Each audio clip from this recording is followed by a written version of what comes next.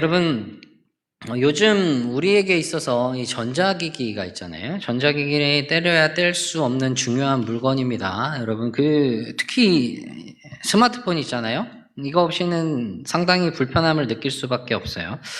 오늘이 이제 추석 연휴 중에 있는 날인데, 여러분 추석에 여기저기 다녀오신 분들이 있을 거예요. 이 내비게이션 있잖아요. 내장되어 있는 내비도 있지만, 요즘에는 스마트폰 어플로 많이 사용합니다. 뭐 이런 거 있잖아요. 그러니까 차뿐만이 아니라 이 대중교통으로 가려고 해도 스마트폰이 필수죠. 지하철 어플, 대중교통 어플. 그래서 이 어플을 통해서 버스가 언제 오는지, 어디서 제일 빠른지, 어디서 갈아타면 제일 빠른지, 이런 것까지 요즘엔 다 나오잖아요. 그래서 정말 필수품이에요. 그런데 이 스마트폰이 제대로 작동을 하지 않는다고 한번 생각을 해볼게요. 답답하죠. 예전에 아날로그 시절에는 그 전자기기들이 말을 듣지 않으면 하는 말들이 있었습니다. 뭐죠? 때려야 말을 듣는다고. 그래서 라디오며 비디오며 텔레비전 세탁기 다 때립니다. 종종 이제 기가 막히게 말을 다시 들어요. 다시 돌아옵니다. 요즘엔 때리기에는 가격이 좀 많이 비싸요. 네, 조금 단단하죠. 요즘엔 그래서 이렇게 말을 하더라고요. 껐다 키면 된다. 재부팅 하라고요. 그죠? 껐다 키면은 이제 데스크탑이나 랩탑이나 스마트폰이나 각종 기기들이 이제 껐다 키면 종종 말을 듣기도 합니다. 근데 정말 문제가 있는 경우라면 그게 궁극적인 해결책은 아니라는 거예요. 임시방편이라는 것이죠. 우리 몸이 아플 때도 마찬가지입니다. 병원을 가죠. 병원을 가서 우리가 이제 아픈 곳에 병에 정확한 원인을 찾으려고 진단을 합니다. 그래야지 이제 본질적인 치료가 가능하기 때문이죠. 병의 원인을 제대로 찾지 못한다면 시간 그리고 돈 그리고 힘을 쓰지만 해결은 되지 않는 그런 불상사가 생겨버리는 것이죠. 마찬가지로 우리 삶 속에서 여러 가지 일어나는 일들 속에서 우리는 그러한 해결을 우리는 찾으려고 합니다. 원인을 찾으려고 하죠. 문제의 원인들을. 그런데 참 쉽지가 않아요. 이게 쉬웠다면 인생에 어려움이 있지 않았을 겁니다. 우리의 신앙의 문제들도 또한 마찬가지죠. 이 이야기를 왜 하고 있느냐? 우리가 오늘 함께 나누려고 하는 이야기 속에 기드온의 이야기, 지난주에 하나님의 그 부름을 받고 이제 미디안과의 전쟁을 본격적으로 실제적으로 들어가려고 하고 실제 전투를 벌이는 그 모습들을 보게 됩니다. 그런데 그 전투의 전후와 그 결과에 대한 부분에 집중을 하려고 하는 것이 아니라 사실은 이 사사기 속에서 계속해서 반복하고 있는 그 이스라엘 자손들에게 나타나는 문제들, 그 질문들, 그것들의 궁극적인 원인이 있어요. 그리고 그 원인들을 해결할 수 있는 방법, 그것을 통해서 우리의 신앙의 문제들을 그 안에서 그것들을 해결할 수 있는 모습을 찾아보게 되는 것입니다. 기드온의 이야기, 사사기에서 여러분 삼손과 더불어 가장 많이 알려진 사사일 겁니다. 삼손이야 어나더 레벨이죠. 먼치킨이라고 하나요? 주로 혼자 다 때려잡잖아요. 혼자 다 때려잡고 다 물리치는 그런 걸로 유명하죠. 그러나 기드온은 여호수아가 가장 먼저 점령한 성이 뭐였죠? 여리고성. 그 여리고 이야기와 더불어서 성경에서 등장하는 그 전투 중에 가장 알려지고 가장 상당히 인상이 깊은 그런 전투로 알려져 있습니다. 오늘 우리가 7장의 본문을 읽었는데 6장에서 지난주의 본문에서 이제 기드온이 하나님의 부르심을 받는 장면이 있었어요. 기드온을 여룻바알이라고 불렀습니다. 여룻바알. 바알과 다투다, 바알과 논쟁한 자, 이런 의미인데 가나안 땅에서 가장 위대하다고 여기고 거의 모든 가나안인들이 섬기고 있는 그 우상이 있다고 했죠. 이렇게 바알. 그리고 더불어서 아세라, 아스다로 이런 신들이 있다고 했어요. 이 바알의 그 무능력하고 무기력함, 그것을 조롱하면서 부르는 이름이라는 것입니다. 기드온이 바알의 제단을 헐어버렸어요. 그리고 그 옆에 있는 아세라상을 찍어버렸습니다. 그럼에도 불구하고 아무런 반응도 취하지 못하고 있는 그런 무능한 존재임을 조롱하면서 그렇게 불렀습니다. 그러면 반면에 기드온이 섬기는 여호와는 어떤 분이시냐? 그 질문이 던져지고 있는 겁니다. 그러고 나서 이제 6장에서 미디안과의 대치 상황에서 하나님께서 함께 하심에 대한 그런 기적들을 보고 확신을 할 수 있게 되었습니다. 이제 남은 것은요, 진짜 전투예요. 미디안 군대와의 전투가 이루어져야 합니다. 미디안 군대가 그 모래산 앞에 골짜기에 이렇게 진을 쭉 치고 있어요. 골짜기 전체에 쫙 퍼져서 이렇게 채우고 있습니다. 다음 장 8장 10절에 보면 그 숫자가 얼마나 되냐면 13만 5천 명이나 돼요. 13만 5천 명이면 어마어마한 숫자입니다. 어마어마한 숫자예요. 그런데 하나님께서 이해할 수 없는 말씀을 하십니다. 기드온에게 뭐라고 하시냐면 너를 따르는 백성이 너무 많다. 너를 따르는 백성이 지금 너무 많다라고 이야기를 하시죠. 미디안 군대가 13만 5천 명이에요. 그럼 너무 많다고 하면 한 10배 정도, 한 130만 그 정도 될까? 아니요. 고작 3만 2천 명이었습니다. 고작 3만 2천 명이었어요. 반도 아니고 반의 반이 채 되지 않는 그 정도의 숫자였던 것이에요. 게다가 미디안은 칼, 창, 여러 무기들이 무장한 용사들이었습니다. 반면에 이 이스라엘은 말 그대로 오합지졸이에요. 무기도 변변치 않고요. 하나님이 뭐라고 하세요, 근데? 너무 많대요. 그러면서 기드온에게 누구든지 두려워 떠는 사람들은 돌려보내라고 합니다. 그랬더니 2만 2천 명이 돌아왔어요. 2만 2천 명. 3만 2천 명 중에 2만 2천 명이 돌아갔어요. 3분의 2가 넘는 숫자죠. 몇 명 남았죠? 10,000명 남았습니다. 너무 많은 사람들이 돌아가 버렸다는 것이죠. 여러분, 지금 이 전쟁이요, 싸워도 그만, 안 싸워도 그만인 전쟁이 아닙니다.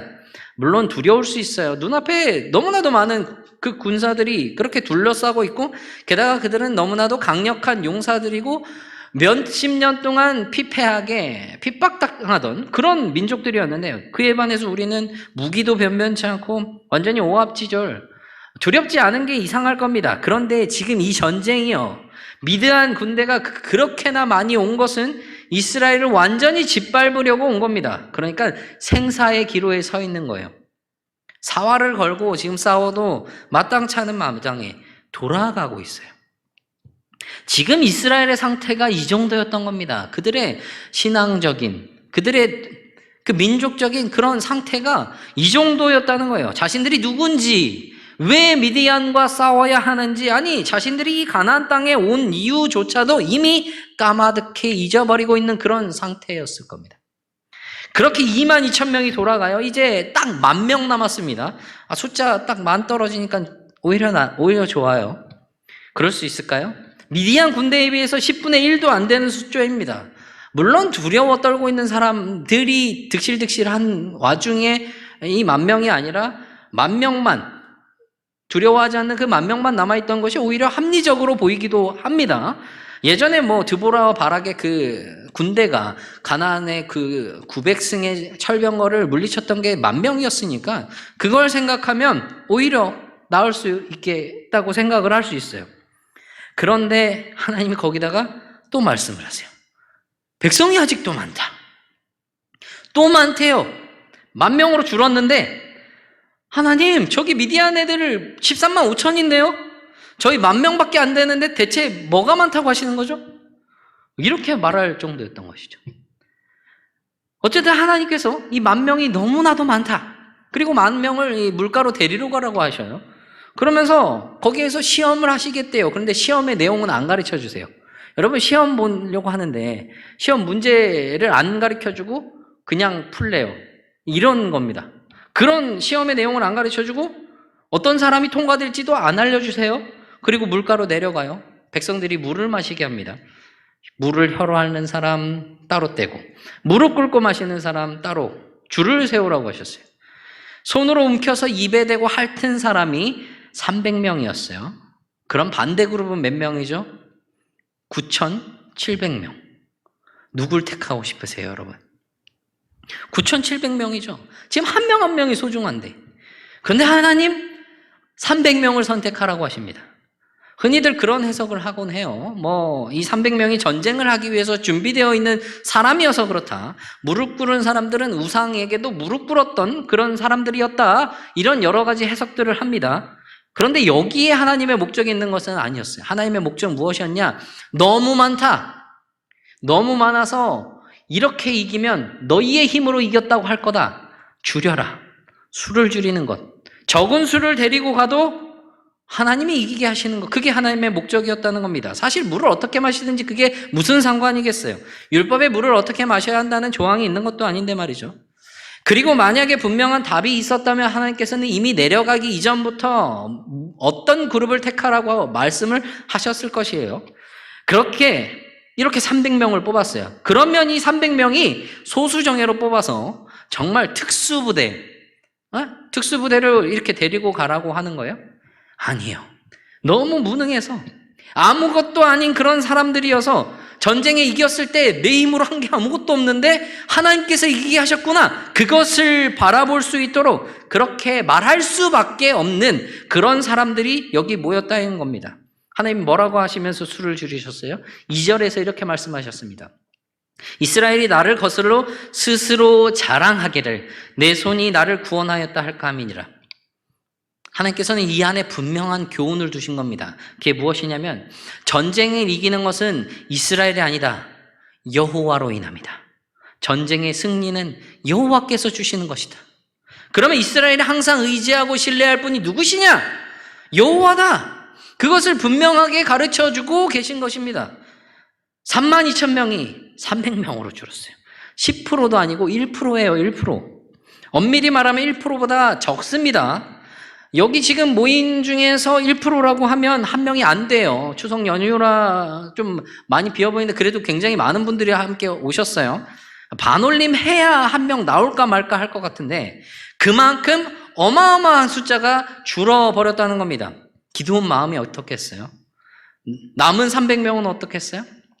앞이 깜깜했을 겁니다. 게다가 기드온이 어떤 사람이요? 굉장히 용맹하고 전쟁의 열정이 불이 붙은 그런 사람이 아니었어요. 전장에서 확신을 얻기 위해서 하나님께 2번이나 시험을 요청을 했던, 기적을 요청했던 그런 기드온이었단 말입니다. 굉장히 신중한 사람, 좋게 말하면 그런 사람이 기드온이었다는 거예요. 99%가 넘는 숫자가 돌아가고 고작 300명만 남아있는 이 상황에서 기드온에게는 도저히 이해가 할 수 없는 상황이었을 거예요. 그런 기드온에게 하나님이 다시 한번 말씀하십니다. 9절이에요. 그 밤에 여호와께서 기드온에게 이르시되 일어나 진영으로 내려가라. 내가 그것을 내 손에 넘겨주었느니라. 진영으로 내려가라고 하십니다. 누구 진영이에요? 미디안 진영입니다. 그것을 넘겨주었다고 하시는 것이죠. 넘겨줄 것이다. 앞으로 넘겨줄지도 몰라. 아니에요.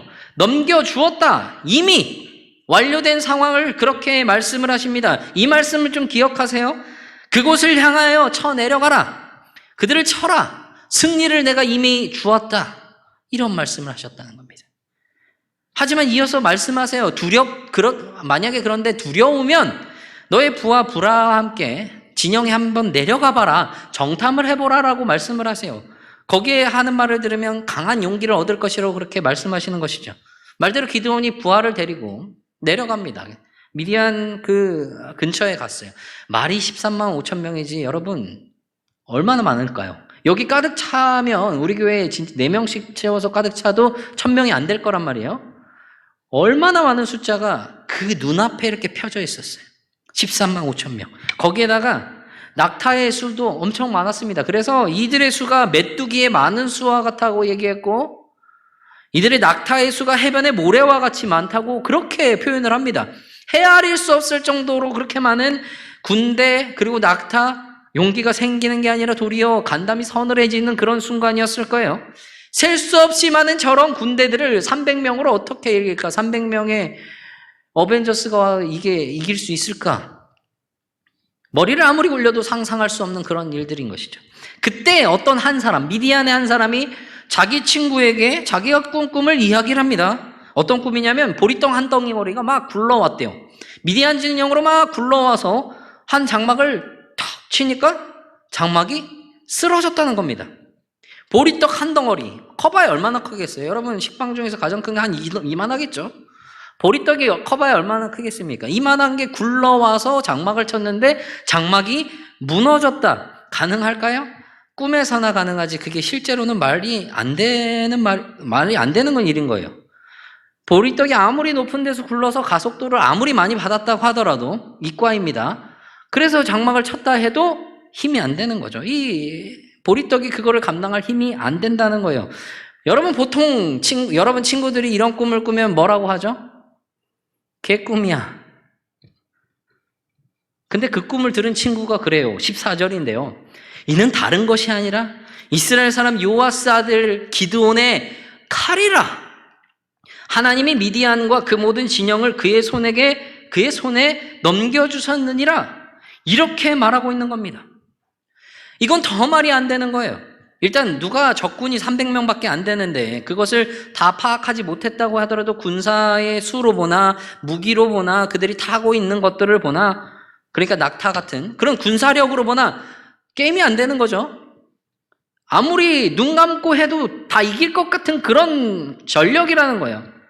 그런데 이렇게 말했다는 것이죠. 게다가 그 말을 하면서 하는 말이 하나님이 그 모든 진영을 기드온의 손에 넘기셨다. 하나님이 적군의 입을 통해서 하나님께서 주시는 그 분명한 교훈이 이 적군의 입을 통해서 분명하게 듣게 하십니다. 그것을 통해서 하나님이 가르치신 그 교훈을 확증하세요. 그 교훈이 무엇이었어요? 전쟁에 이기는 것은 이스라엘이 아니다. 많은 무기와 많은 군사가 아니다. 여호와로 인합니다. 그럼 이스라엘이 항상 의지하고 신뢰할 분 누구냐? 여호와다. 그렇게 가르쳐 주신 교훈을 적군의 입을 통해서 확증하고 계신 겁니다. 꿈에서 나온 이 보리떡 이스라엘을 가리켜요. 당시에 미디안 사람들이 추수할 때만 되면 이제 노력을 합니다. 이스라엘 사람들을 노력을 해서 때가 되면 노력하고 뺏어가고, 이스라엘 사람들에게는 아무런 토지소산이나 식물이 남아있지가 않았어요. 그래서 이스라엘 백성들은 이 보리떡과 같은 그런 변변치 않은 음식에 의존할 수밖에 없었습니다. 보잘것없는 그 보리떡 같은 기드온 자신, 별 볼 일 없는 그 보리떡 같은 이 이스라엘, 그 보리떡이 미디안과 다른 민족들의 진영을 넘어뜨리란다는 그 사실, 그 소리를 들은 기드온의 마음이 얼마나 감격이고 확신이었겠습니까? 그것을 통해서 하나님께서 일하시고 모든 일이 하나님의 손에 달려있음을 확신할 수 있게 되었습니다. 그래서 그 말을 듣고 돌아와 기드온이 하는 말이 15절이에요. 기드온이 그 꿈과 행몽하는 말을 듣고 경배하며 이스라엘 진영으로 돌아와 이르되 일어나라, 여호와께서 미디안과 그 모든 진영을 너희 손에 넘겨주셨느니라 하고, 아까 9절 말씀 뒷부분 잘 기억해 두라고 했죠? 하나님께서 기드온에게 하셨던 그 말씀, 기드온이 이스라엘 백성들에게 그대로 하고 있습니다. 여호와께서 미디안과 그 모든 진영을 너희 손에, 우리의 손에 넘겨주셨다. 하나님께서 얼마나 위대하신 분인지를 깨닫고 있는 기드온입니다. 그것을 깨닫고 승리를 확신하고 있는 기드온이라는 거죠.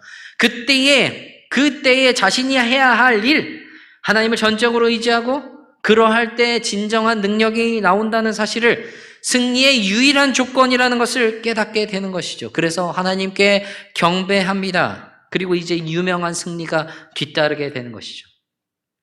기드온이 300명의 이 군사들을 세 대로 나눠요. 세 부대로 나눈 것이죠. 100명씩 세 부대입니다. 그리고 각 손에 나팔과 한 손에는 항아리를 들려요. 그리고 그 항아리 속에는 횃불을 감추어 두는 것이죠. 이 세 부대가 나누어서 미디안 진영을 에워쌌습니다. 이렇게 둘러쌌어요. 300명이 쭈루루. 그들을 보내면서 기드온이 지시를 해요. 나를 보다가 나와 같이 내가 하는 대로 해라. 나팔을 불 때 각자 위치에서 나팔을 불면서 여호와를 위하라, 기드온을 위하라, 그렇게 외치라고 말합니다. 지시를 내리고 두 부대를 다른 곳에 보내고 자신은 한 부대를 이끌고 이렇게 자리를 잡아요. 진영 근처에 이렇게 자리를 잡았습니다. 가장 어둡고 모두가 잠들어 있는 그 시간에 기습을 하고 있어요. 마침 미디안 군대들의 보초들이 교대를 하고 있는 그런 다소 산만한 시간이었습니다. 기드온과 군사들이 나팔을 불어요.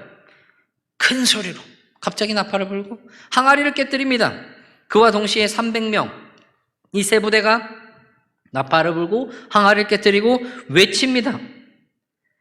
미디안 진영에서 적군들이 이 소리를 듣고 아우성을 치면서 난리가 났어요. 공포감에 서로 같은 병끼리 칼로 치고 있는 거죠. 서로 찌르고 서로 찔림을 당하고 자멸을 하고 있습니다.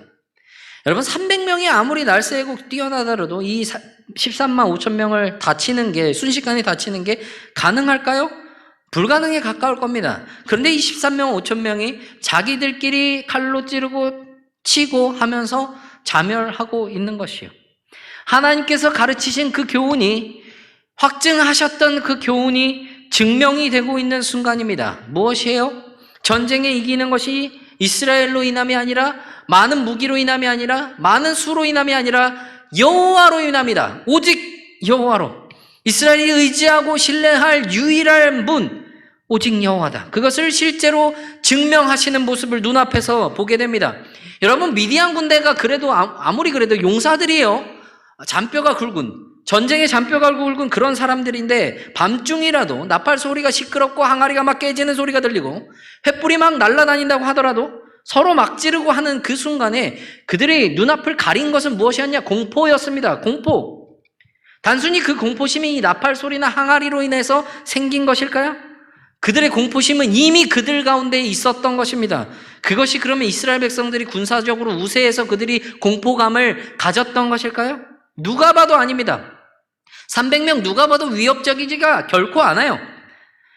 여러분 여호수아에서 보면 여리고 사람들 그중에서 라합이 이 정탐꾼들을 보호해주면서 그들에게 자신들이 들었던 그 소문을 이야기를 해줍니다. 그게 여호수아 2장 11절이에요. 라합이 정탐꾼들에게 이렇게 말합니다. 우리가 듣자 곧 마음이 녹았고 너희로 말미암아 사람이 정신을 잃었나니 너희 하나님 여호와는 위로는 하늘에서도 아래로는 땅에서도 하나님이시니라. 하나님께서 애굽에서 그리고 이 요단 건너에서 그리고 요단을 건너게 하시는 그 모든 일에 대한 그 소문을 듣고 두려워했습니다. 하나님이 행하신 일로 인하여 그들이 두려워했습니다. 즉 하나님께서 그 적들의 마음에 심어두신 그 공포심이었다는 겁니다. 그런 두려움이 지금 이 미디안 군대에서도 분명히 있었다는 거예요. 나팔 소리와 이스라엘 백성들의 외침 소리, 여호와와 기드온의 칼이나 그 외침에 거의 광적인 혼란에 빠진 것이 하나님께서 그들에게 정상적인 분별력을 앗아가 버리신 겁니다. 마음의 안정감이 없고 불안만 극대화되는 그런 것입니다. 결국 무엇이에요? 이미 미디안 군대를 그 진영을 이미 이스라엘 백성들이 나와서 나팔을 불고 항아리를 깨뜨리기 그 이전부터 이미 그 승리를 예비해 두셨다는 겁니다. 이스라엘의 손에 이미 넘기셨다는 거예요. 결국 이 미디안이 크게 패해서 여기저기 도망쳐요. 하나님께서 분명한 교훈을 가르쳐 주셨습니다. 그 교훈을 상황과 사람들의 말, 적군의 말을 통해서 확증하셨고 그 교훈을 친히 증명해 나가십니다.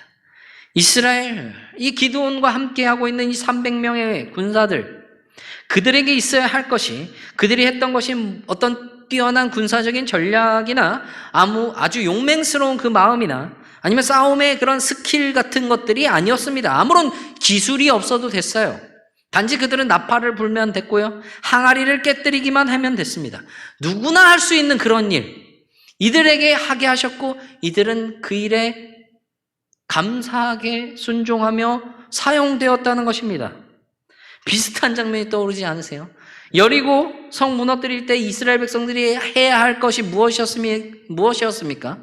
엄청 연습을 하고 칼을 갈고 닦고 이거 아니었죠? 성을 돌고 또 돌고 나팔이 울려 퍼지면 함성을 외치는 것, 그게 다였습니다. 그게 여리고에서만 있었던 일일까요? 여리고에서 한 것처럼 그렇게 하는 것만이 하나님이 일하시는 부분인가요? 아니라는 겁니다. 여리고뿐만이 아니라 그 이후의 모든 정복의 과정들, 그리고 사사기에 들어와서 여러 사사들을 통해서 하나님께서 이스라엘을 건지시는 그 모든 과정들, 하나님께서 친히 그 안에 하신 일이라는 거예요. 하나님의 일하심이 거기에 있다는 겁니다. 그리고 그 일하심 속에 너희 손에, 이스라엘 백성들의 손에, 우리 손에 그 승리를 넘겨주셨다는 거예요.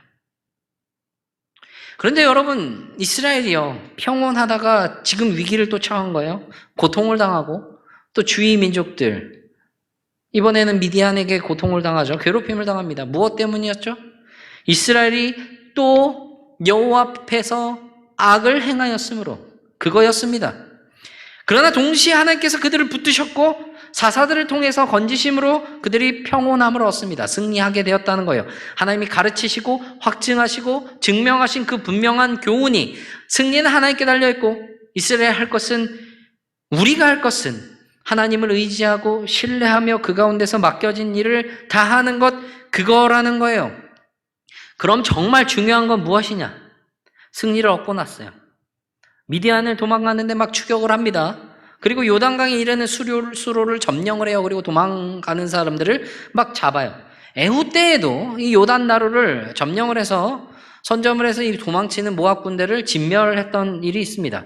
그때 그 자리에 있던 에브라임 자손들이 마치 자신들이 이긴 것처럼 의기양양하며 드러내는 모습, 그리고 그 이후에 기드온이 변해가버리는 그런 모습들, 하나님이 가르쳐 주셨던, 그리고 보여주셨던, 증명하셨던 그 교훈에 하나님께 이 모든 것들이 달려있다고 전혀 생각하지 않은 그런 모습들이 보여집니다. 하나님, 이스라엘 백성들이 모여있을 때 무엇이라고 하셨죠? 너무 많다. 무엇이 많았을까요? 너희의 교만이 너무 많다. 너희의 자랑거리가 너무 많다. 너희의 힘으로 하려는 모습이 너무 많다. 그거 빼라. 돌려보내라. 우리에게도 동일하게 그렇게 말씀하신다는 겁니다. 하나님이 주신 그 일하신 그 모든 일들 속에서 때로 우리가 우리의 교만으로, 우리의 자랑거리라고, 우리의 힘으로 모든 것들을 다 이뤄냈다고 그렇게 말할 때 하나님께서는 얘기하신다는 거죠. 너무 많다. 우리가 큰 연약함을 느낄 때, 우리 너무나도 보잘것없음을 깨닫게 될 때, 오히려 그때에 동시에 하나님의 위대하심을 보게 됩니다. 그 위대하신 능력이 우리를 덮으시는 것을 깨닫게 돼요. 우리의 보잘것없는 힘으로, 우리의 연약한 힘으로는 도저히 이길 수 없지만 하나님의 위대하신 능력으로 이겨나갈 수 있다는 것이죠. 누구나 부족합니다. 누구나 연약해요. 완벽한 사람들만 사용하셨다면 이 땅에, 이 성경 가운데 하나님의 일을 할 만한 사람이 얼마나 되었을까요? 그런 부족한 나를 통해서 일하신다는 겁니다. 주님께서 일하시기에, 주님께서 우리의 삶 속에서 우리의 삶을 통하여 일하시기에, 그 안에서 우리는 하나님께서 우리의 승리의 근원이시구나. 하나님만을 의지해야 되는구나. 하나님만을 신뢰해야 되는구나. 그런 깨달음을 갖게 된다는 겁니다. 내 손이 나를 구해냈다? 아니죠. 하나님이 그 승리를 우리의 손에 넘겨주셨다. 그러한 믿음을 가지고 살아가시고, 그 믿음 가운데, 하나님의 일하심 속에 신뢰와 의지 가운데 그 일하심에 우리가 사용되는 것, 때로 우리가 연약하고 부족하더라도 위대하신 하나님만을 더욱 붙들고 주님 주시는 그 승리와 기쁨을, 그 은혜를 누리시는 저와 여러분이 되기를 간절히 바랍니다.